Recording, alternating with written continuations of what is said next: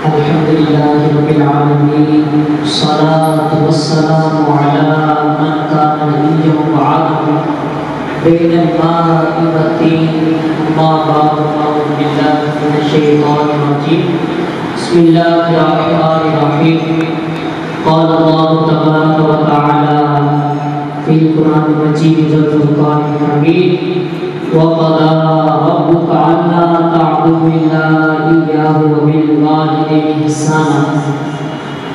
قال النبي صلى الله تعالى عليه وسلم: الجنة تحت أقدام الأنهار، أو كما قال عليه السلام.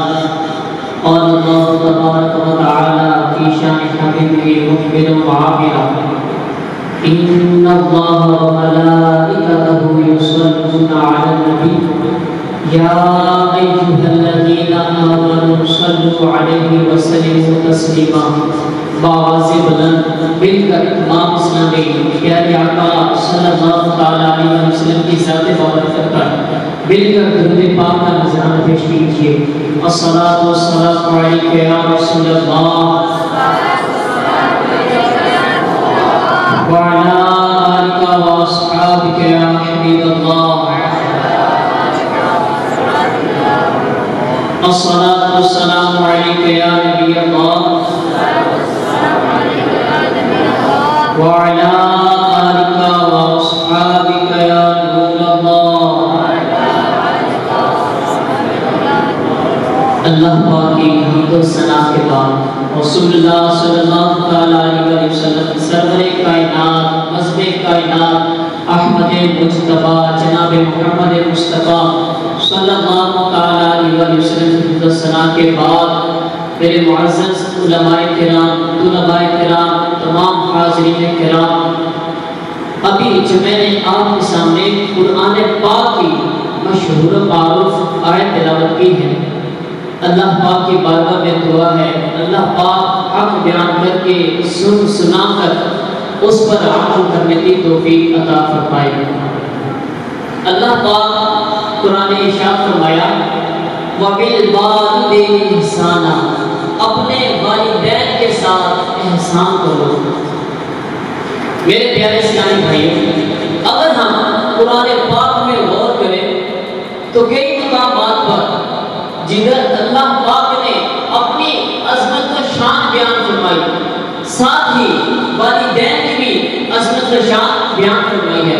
اسی آیت میں اللہ پاک نے ارشاد فرمایا: اے لوگو میری عبادت کرو، اے لوگو میری عبادت کرو. اور ساتھ ہی کیا ارشاد فرمایا؟ ارشاد فرمایا میری عبادت کرنے کے بعد اپنے والدین کے ساتھ احسان کرو. ساتھ ہی اپنی شان بیان فرمائی، اس کے ساتھ ہی والدین کی بھی شان بیان فرمائی ہے کہ اے لوگو میری عبادت کے بعد اپنے والدین کے ساتھ رکھا کہ میری عبادت کے بعد اپنے والدین کے ساتھ احسان کرو.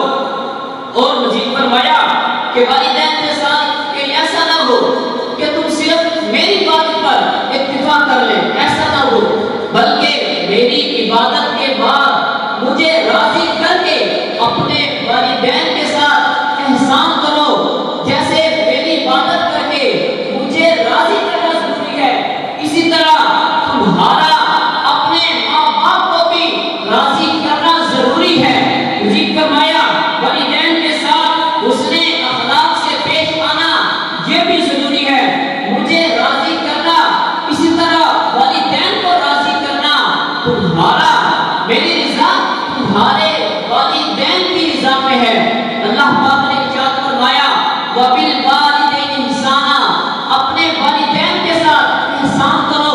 اب احسان کے بھی دو طریقے ہیں، احسان دو قسم کے ہیں. نمبر ایک سنیں، والدین کی زندگی میں احسان کرنا. اب یہ کیسے ہے کہ والدین کی زندگی میں احسان کس طرح ہے؟ اس فرمایا والدین کی زندگی میں احسان کس طرح ہے کہ ان کے ساتھ اچھے اخلاق سے پیش آئے. والدین کی ہر بات پر لبیک کہنا، والدین جو بات کہیں اس پر لبیک کہہ کر حاضر ہونا، ایسے کاموں سے بچنا، ایسی بری بات سے بچنا جس کی وجہ سے آپ کے والدین پریشان ہو، آپ کے والدین کو تکلیف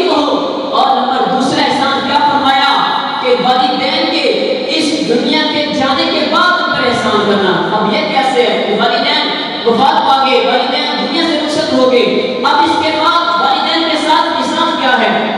فرمایا کہ اپنے والدین کے لیے زیادہ سے زیادہ اصالہ ثواب کرنا، اصالہ ثواب کے نذرانے اپنے والدین کے لیے پیش کرنا، اور نمبر 2 جب بھی وقت ملے اپنے والدین کی قبر کی زیارت کے لیے حاضر ہو جانا، کیونکہ نبی کریم صلی اللہ علیہ وسلم نے ارشاد فرمایا جس بندے کے والدین میں سے دونوں یا کوئی ایک وفات پا جائے اور وہ بندہ اپنے والدین کی قبر کی زیارت کے لیے جاتا ہے، اللہ پاک اس کے سارے گناہوں کو معاف فرما دیتا ہے۔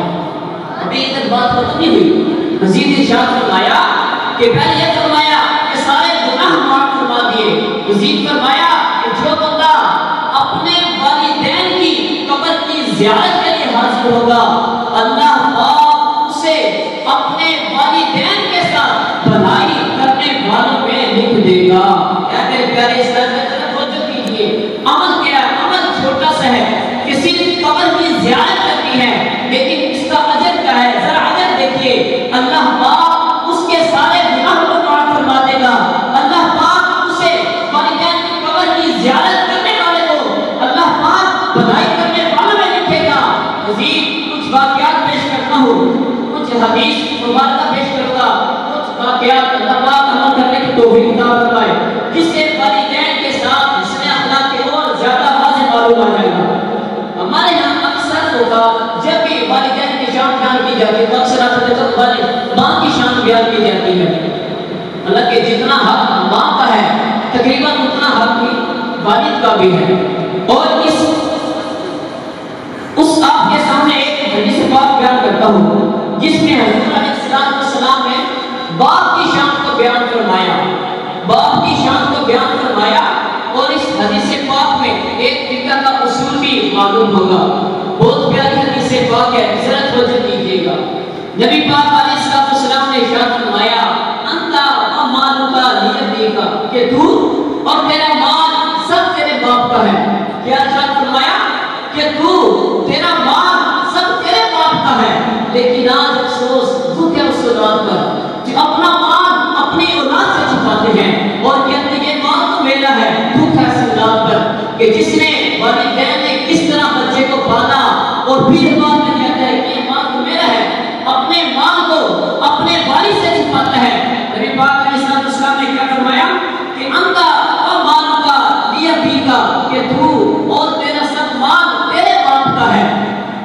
ایک واقعہ بہت پیارا ہے، ذرا توجہ کیجیے گا۔ حضرت سیدنا علقمہ رضی اللہ تعالیٰ عنہ، یہ صحابی رسول ہیں، انہوں نے نبی پاک علیہ السلام کے ساتھ وقت گزارا، نبی پاک علیہ السلام کے دوست ہیں، ذرا توجہ کیجیے گا۔ جب ان کی وفات کا مزاح کا وقت قریب آیا تو ان کی زبان پر کلمہ نہیں جاری ہو رہا تھا۔ ان کی بیوی نے نبی پاک علیہ السلام کی بارگاہ میں حاضر ہو کر عرض کی، یا رسول اللہ صلی اللہ علیہ وسلم، حضرت علقمہ نے آپ کی بارگاہ میں وقت گزارا، آپ کے صحابی ہیں، آپ کے غلام ہیں، لیکن ان کی زبان پر کلمہ نہیں جاری ہو رہا۔ پیارے آقا صلی اللہ علیہ وسلم نے ارشاد فرمایا، کچھ چند صحابہ کو بھیجا کہ آپ جاؤ اور آپ نے جا کر تلقین کرو، کلمہ شریف کی تلقین کرو۔ وہ صحابہ آئے، انہوں نے تلقین کی، لیکن پھر بھی ان کی زبان پر کلمہ نہیں جاری ہو رہا تھا۔ وہ واپس آئے اور نبی پاک علیہ السلام کی بارگاہ میں آ کر عرض کی، یا رسول اللہ صلی اللہ علیہ وسلم، ہم نے کلمہ کی تلقین کی لیکن ان کی زبان پر کلمہ جاری نہیں ہو رہا۔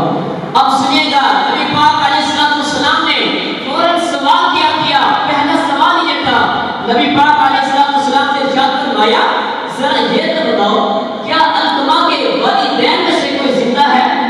عرض کی گئی جی ہاں یا رسول اللہ صلی اللہ علیہ وسلم، ان کی والدہ زندہ ہے۔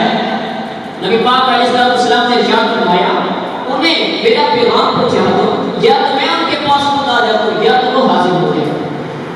جب یہ پیغام ان کی والدہ کے پاس پہنچایا گیا تو وہ بھی صحابی کی ماں تھی، وہ عرض کرنے لگی، یا رسول اللہ میرے ماں باپ آپ پر قربان، میں خود آپ کے پاس حاضر ہو جاتی ہوں۔ حضرت سیدنا علقمہ رضی اللہ تعالیٰ کی والدہ نبی پاک علیہ السلام کی بارگاہ میں حاضر ہوئی۔ نبی پاک علیہ پوچھا اے علقمہ ذرا یہ تو بتا کہ علقمہ کا تیرے ساتھ رویہ کیا ہے، تو اس سے راضی ہے یا نہیں؟ وہ کہتی ہے نہیں یا رسول اللہ میں اس سے ناراض ہوں، میں اس سے راضی نہیں ہوں۔ صحابی کی ماں ہے، کہتی میں اس سے راضی نہیں ہوں۔ نبی پاک علیہ السلام نے ارشاد فرمایا اے ام علقمہ ذرا بات کیا ہے، ذرا معاملہ تو بتا، ذرا سنیے گا آپ بھی تمام سے غور سنیے گا۔ کیا کہا؟ کہتی ہے یا رسول اللہ صلی اللہ علیہ وسلم اس نے اپنی بات اپنی بیوی کو، یہ اپنی ماں پر زیادہ ترجیح دیتا ہے، اپنی بیوی کی بات مانتا ہے، میری بات نہیں مانتا۔ یا رسول اللہ میں اس سے ناراض ہوں۔ پیارے آقا صلی اللہ علیہ وسلم نے فرمایا اے ام علقمہ کو معاف کر دو۔ اس نے کہا نہیں میں نے نہیں معاف کرنا اسے۔ تو پیارے آقا صلی اللہ علیہ وسلم نے صحابہ کرام کو حکم دیا کہ جب لکڑیاں اکٹھی کی جائیں، صحابہ کرام علیہ رضوان جب لکڑیاں اکٹھی کرنے کے لیے چلے تو ام علقمہ نے کہا یا رسول اللہ صلی اللہ علیہ وسلم ان لکڑیوں کا کیا کریں گے؟ تو آپ علیہ السلام نے ارشاد فرمایا اے ام علقمہ میں علقمہ کو تیرے سامنے، تیری آنکھوں کے سامنے اس آگ میں جلا دوں گا۔ وہ انہوں نے عرض کی یا رسول اللہ صلی اللہ علیہ وسلم یہ بلا کیسے ہو سکتا ہے کہ ایک بیٹے کو آپ اس کی ماں کے سامنے آگ میں جلا دو گی؟ وہ پھر کہتی ہے یا رسول اللہ میں نے اللہ پاک کو اور آپ کو گواہ بنایا کہ میں نے علقمہ کو معاف کر دیا۔ ابھی یہ کلمے جاری ہوئے تھے کہ حضرت علقمہ رضی اللہ تعالی عنہ کی زبان پر کلمہ جاری ہو گیا۔ پیارے سامنے ذرا غور کیجئے گا، حضرت علقمہ رضی اللہ تعالی عنہ صحابی رسول ہیں۔ صحابی کی شان کیا ہے؟ صحابی کی شان یہ ہے کہ کوئی ولی دن رات عبادت کرے تب بھی کسی صحابی کے رتبے کو نہیں پہنچ سکتا۔ آپ حضرت علقمہ رضی اللہ تعالی عنہ مگر نزاع کے وقت زبان پر کلمہ نہیں جاری ہو رہا تھا، تو پھر کلمہ نہیں جاری ہو رہا تھا۔ بارہا صحابی رسول کا یہ عالم ہے۔ اے میرے پیارے بھائی اگر ہم آج غور کریں ہماری آج کیا کیفیت ہے برے اخلاق سے، جو مسلمان اپنے والدین کے ساتھ آج برے اخلاق سے پیش آتے ہیں تو ذرا سوچئے اس کا کیا حال ہوگا۔ الامام والحفیظ یہ صحابی کا واقعہ تھا۔ ابھی ایک اللہ والے ولی کے ایک واقعہ بیان کرتا ہوں، ذرا توجہ کیجئے گا۔ حضرت سیدنا بایزید بستامی رحمۃ اللہ تعالی علیہ، یہ ان کی والدہ نے سخت سردی کی رات تھی، ان سے پانی مانگا کہ بیٹا مجھے پانی پینا، پانی لا دو۔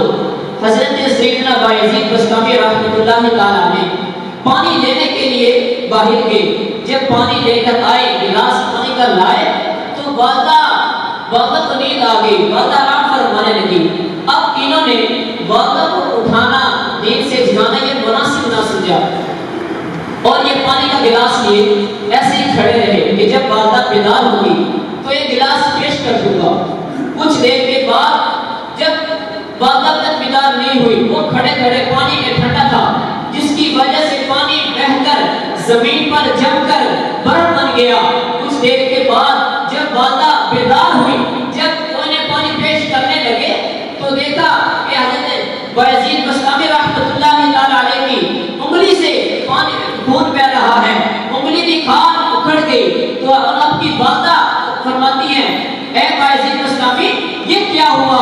تو آپ عرض کرتے ہیں میں پانی لایا لیکن آپ کو دیکھا کہ آپ آرام فرما رہی تھی تو میں نے مناسب نہ سمجھا کہ آپ کو نیند سے بیدار کیا جائے، آپ کو جگایا جائے، اس لیے میں پانی ایسے گلاس میں بھر کر کھڑا رہا۔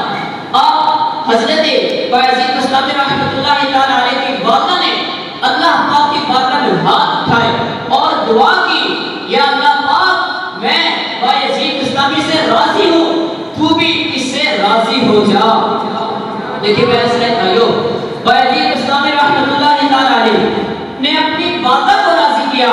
والدہ نے دعا فرمائی کہ اللہ میں بایزید سے راضی ہوں، تو بھی راضی ہو جا اور جو کچھ چیز سے یہ مانگے تو اسے عطا کر دے۔ اللہ پاک نے بایزید بستامی کو ایسا مرتبہ عطا کیا کہ انہیں ولیوں کا امام بنا دیا۔ دیکھا آپ نے بایزید بستامی رحمۃ اللہ تعالی علیہ اپنی دن رات کی عبادت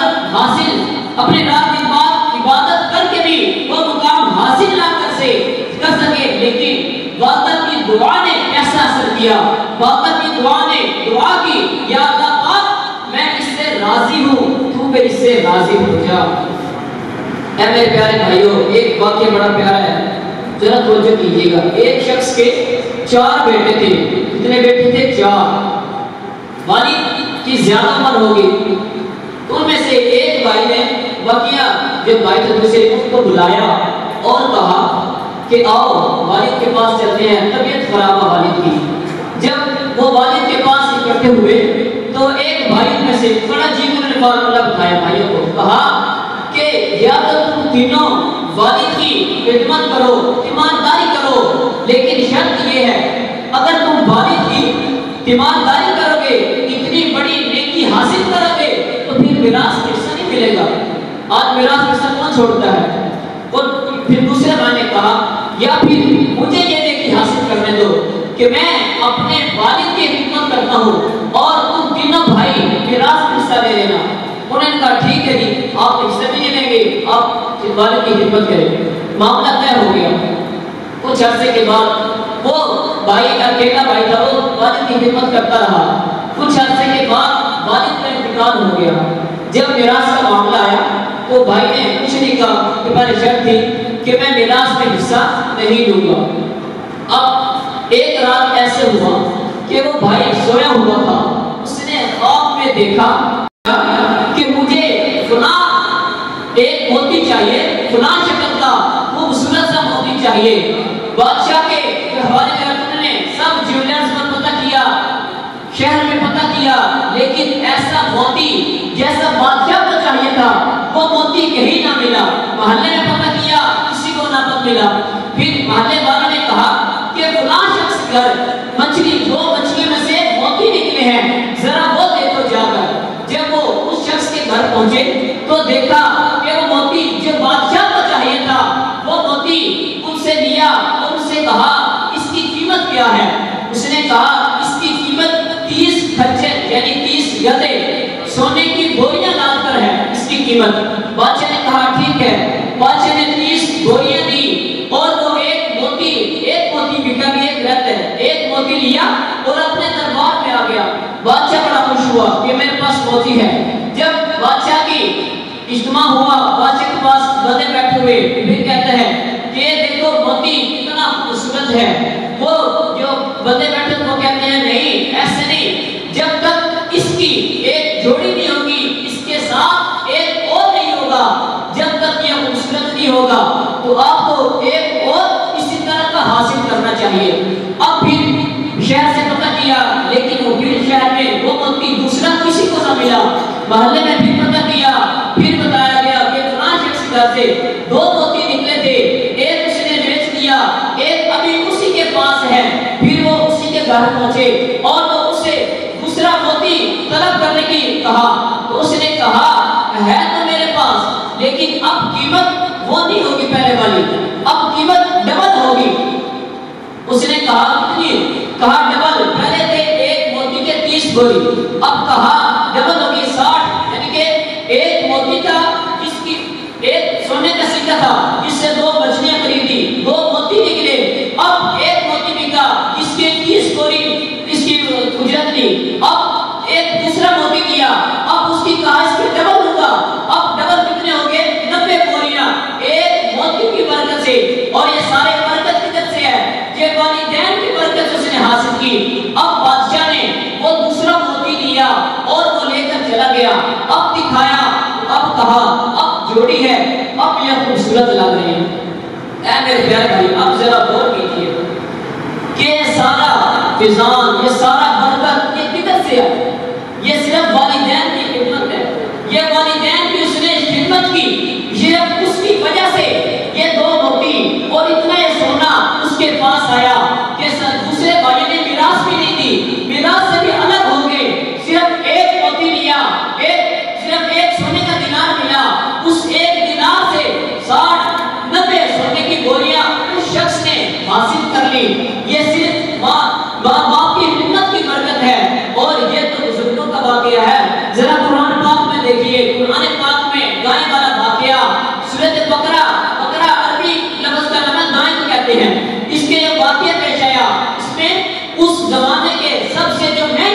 جو مہنگی گائے تھی وہ بیچی گئی تھی، اور اس کی قیمت کتنی تھی؟ اس ایک گائے کی قیمت اس گائے کی تھال بھر سونا کا کرنا تھا، اس کی وہ قیمت تھی۔ اے میرے پیارے بھائیو، ذرا غور کیجئے کہ اس نے والدین کی خدمت کی، لیکن آج ہمارے ساتھ کیا ہوتے ہیں؟ ہم کتنی والدین کی خدمت کرتے ہیں؟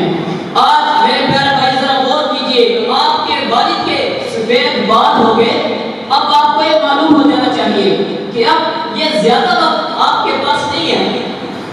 آج ہم ان کی قدر نہیں کرتے والدین کی۔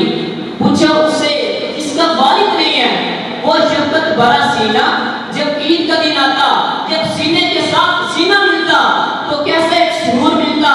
پوچھو اس سے جس کی ماں نہیں ہے، وہ شفقت بھرا ہاتھ جب عید کا دن آتا، وہ ماں جب عید کے دن بچے کے سر پر ہاتھ پھیرتی تو کیسا ایک سرور ملتا، کیسا ایک مزہ آتا۔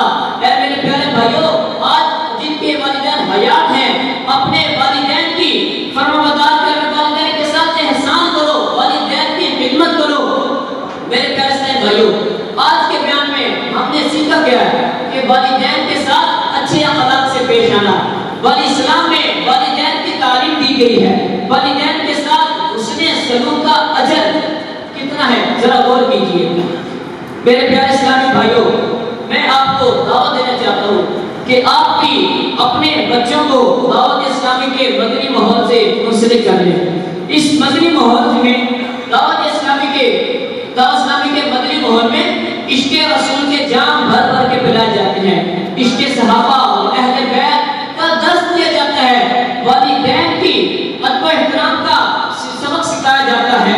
اگر آپ چاہتے ہیں کہ آپ کے بچے آپ کا ادب و احترام کریں، آپ کے بچے آپ کے ہاتھ پاؤں چھوئے، انہیں دعوت اسلامی کے ماحول سے منسلک کر لیں۔ میری دعا ہے کہ جن کے والدین حیات ہیں، اللہ ہمیں والدین کا ادب و احترام کرنے کی توفیق عطا فرمائے، اور جن کے والدین اس دنیا سے رخصت ہو گئے ہیں، اللہ پاک ان کی بخشش و مغفرت فرمائے۔ آمین بجاہ نبی امین صلی اللہ علیہ وآلہ وسلم۔ اللہ کرم ایسا کرے تجھ پہ جہاں میں، اے دعوت اسلامی تیری دھوپ مچی ہو۔ آمین بجاہ نبی صلی اللہ علیہ وسلم۔